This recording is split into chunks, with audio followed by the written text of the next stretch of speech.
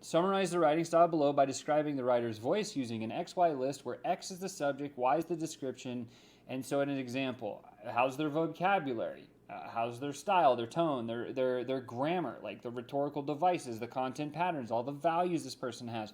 And it pulls it out into this wicked thing. So very simply, how we do it. We find the long form of sample of the copy from a pro you like. So in this case, I went to Neil Patel's blog. I found a blog that I liked, and I copied like all of the copy from the blog.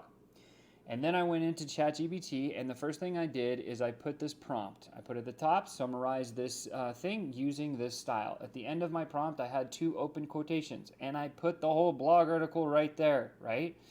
And then I hit go, and what comes out is, here's the writing style. Here's the tone, the vocabulary, the grammar, the rhetorical devices, all the stuff that Neil Patel uses in his writing was spit out in a framework that now I understand.